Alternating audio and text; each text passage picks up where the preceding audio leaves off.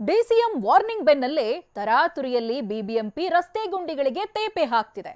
20 ದಿನಗಳಿಂದ ಹಗಲು ರಾತ್ರಿ ಕೆಲಸ ನಡೀತಿದ್ರು ಲಗ್ಗೆರೆ ಸುತ್ತಮುತ್ತ ರಸ್ತೆ ಗುಂಡಿಗಳ ಕಂಟಕಕ್ಕೆ ವಾಹನ ಸವಾರರು ಹೈರಾಣಾಗಿದ್ದಾರೆ.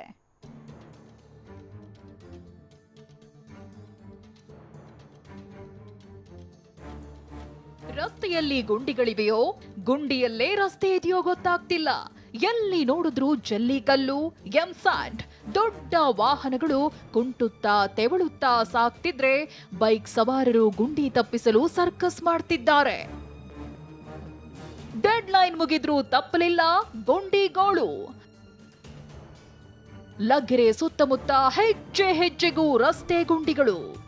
ಬೆಂಗಳೂರಿಗರನ್ನ ಹೈರಾಣಾಗಿಸಿರೋ ಸಾವಿನ ಗುಂಡಿಗಳ ಬಗ್ಗೆ ಟಿವಿ9 ದೊಡ್ಡ ಅಭಿಯಾನವನ್ನೇ ನಡೆಸುತ್ತಿದೆ. ಟಿವಿ9 ವರದಿ ಬಳಿಕ ಸಿಎಂ, ಡಿಸಿಎಂ, ಬಿಬಿಎಂಪಿ ಅಧಿಕಾರಿಗಳ ಕಿವಿ ಹಿಂಡಿ ರಸ್ತೆ ಗುಂಡಿ ಮುಚ್ಚಲು ಡೆಡ್ ಲೈನ್ ನೀಡಿದ್ರು. ಕಳೆದ 20 ದಿನಗಳಿಂದ ಅಧಿಕಾರಿಗಳು ಸಾವಿರಾರು ರಸ್ತೆ ಗುಂಡಿಗಳನ್ನ ಮುಚ್ತಾನೇ ಇದ್ದಾರೆ. ಆದ್ರೂ ಕೆಲ ಏರಿಯಾದಲ್ಲಿ ಮೃತ್ಯು ಗುಂಡಿಗಳಿಗೆ ಮುಕ್ತಿ ಸಿಗದಾಗಿದೆ.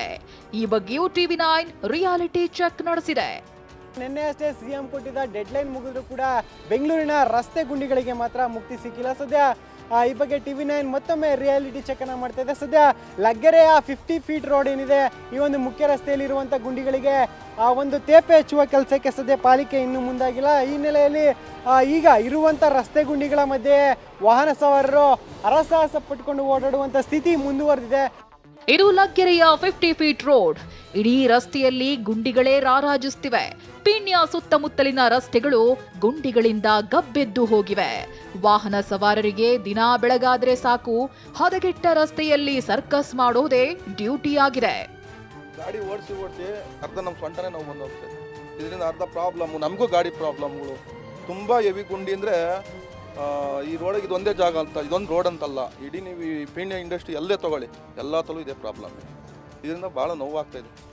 ರಸ್ತೆ ಗುಂಡಿ ಮುಚ್ಚುತ್ತಿರೋ ಪಾಲಿಕೆಗೆ ಡಿಸಿಎಂ ಡಿಕೆ ಶಬ್ಬಾಸ್ ಗಿರಿ ಕೊಟ್ಟಿದ್ದಾರೆ.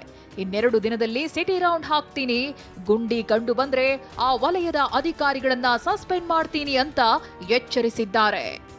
ನಾನೇನು ಆದೇಶ ಕೊಟ್ಟು ಅವರು ಕೆಲಸನ ಹಗಲು ರಾತ್ರಿ ಮಾಡ್ತಾ ಇದ್ದಾರೆ.